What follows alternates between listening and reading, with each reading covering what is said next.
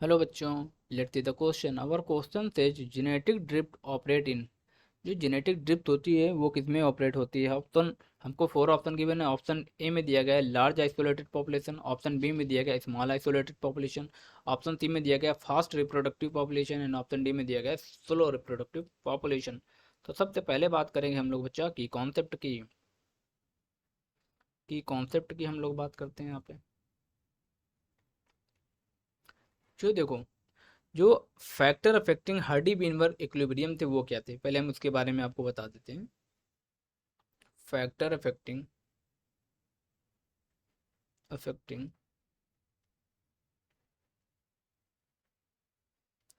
Hardy Weinberg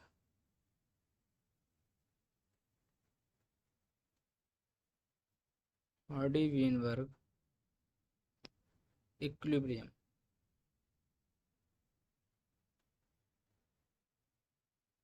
equilibrium ये बेटा कितने थे? फैक्टर 5 फैक्टर थे।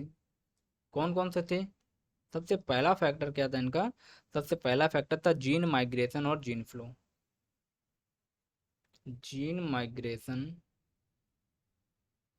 माइग्रेशन या फिर इसको हम क्या बोल सकते हैं, जीन फ्लो बोलते हैं। जीन माइग्रेशन का मतलब होता है एक स्थान से दूसरे स्थान में जीन का जाना, और जीन फ्लो का मतलब भी वही होता है। अगर सेकंड क्या था? Genetic drift. क्या था? Genetic drift. और थर्ड क्या था? थर्ड था हमारा म्यूटेशन। क्या था? Mutation.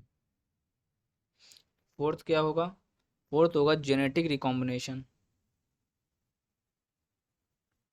Genetic recombination.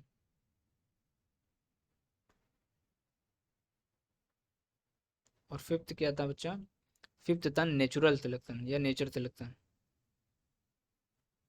Nature selection. यहाँ पे नेचुरल है, नेचुरल सिलेक्शन। ठीक है, ये क्या थे?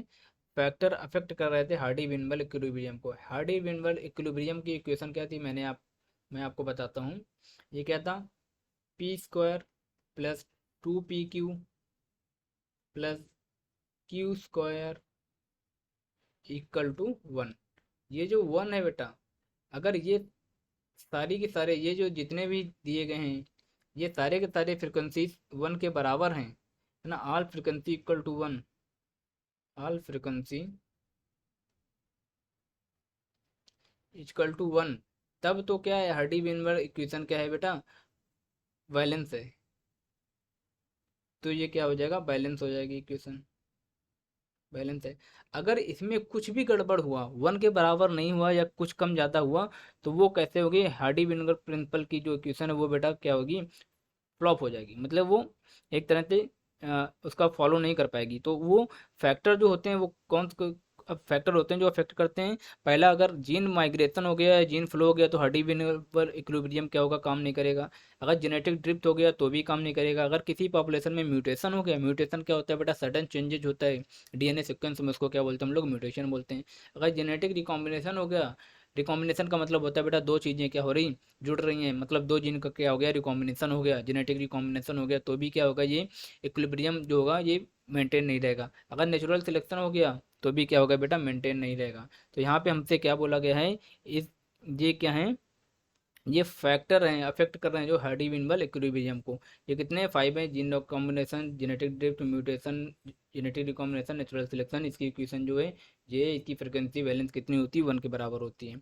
ठीक है, अब अगर मैं बात करूँ यहाँ पे किसके बारे में? जेनेटिक ड्रिफ्ट के बारे में। अगर मैं आपको बताऊं यहाँ पे जेनेटिक ड्रिफ्ट बेसिकली क्या होता है। Genetic drift. Genetic drift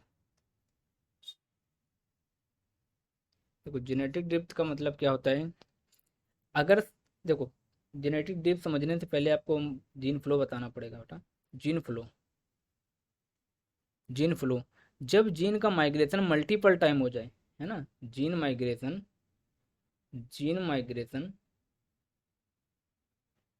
migration multiple time हो, मल्टीपल टाइम, तो क्या हो जाता है? जीन फ्लो हो जाता है। ठीक है। तो उसको क्या बोलेंगे, जीन फ्लो बोलेंगे, सॉरी जेनेटिक फ्लो बोलेंगे, या जीन फ्लो बोलेंगे हम लोग। इसको क्या बोलते हैं, जीन फ्लो बोलते हैं। अब जेनेटिक ड्रिफ्ट क्या होता है? जेनेटिक ड्रिफ्ट, जेनेटिक ड्रिफ्ट जब क्या हो, सेम चेंज हो, सेम चेंजेज हो बाई चांस, है ना, same changes, same change occur by chance, by chance क्या हो, अकर हो, तो इसको क्या बोलते हैं हम लोग बेटा, जेनेटिक ड्रिफ्ट बोलते हैं। ठीक है ना। तो अब हमको, और जेनेटिक ड्रिफ्ट कहाँ पे होता है? जेनेटिक ड्रिफ्ट ऐसी पॉपुलेशन पे होती है जो क्या हो बेटा, जो क्या हो, स्मॉल हो और आइसोलेटेड पॉपुलेशन पे होती है। तो यहाँ पे हम लोग नोट कर लेंगे इस बात को। Genetic drift, drift occur in, occur in small isolated, isolated population, small और आइसोलेटेड पॉपुलेशन में ये होता है। तो अब हम अपने ऑप्शन में देखेंगे जो क्वेश्चन में दिए गए हैं हमको। ऑप्शन क्या क्या दिए गए हैं? ऑप्शन ए में बताया गया लार्ज आइसोलेटेड पॉपुलेशन, ये बात गलत हो गई। ऑप्शन बी में बताया गया स्मॉल आइसोलेटेड पॉपुलेशन। तो हमारा जो ऑप्शन ए हो गया वो कैसा हो गया, रॉन्ग हो गया। ऑप्शन बी कैसा हो गया, सही हो गया। ऑप्शन डी, ऑप्शन सी कैसा हो गया, रॉन्ग हो गया। ऑप्शन डी भी रॉन्ग हो गया। ठीक है, इसका कोई मतलब ही नहीं है। तो अकॉर्डिंग टू दिस क्वेश्चन हमारा जो राइट ऑप्शन जाएगा, राइट ऑप्शन क्या जाएगा बच्चा, बी जाएगा। Thank you, best.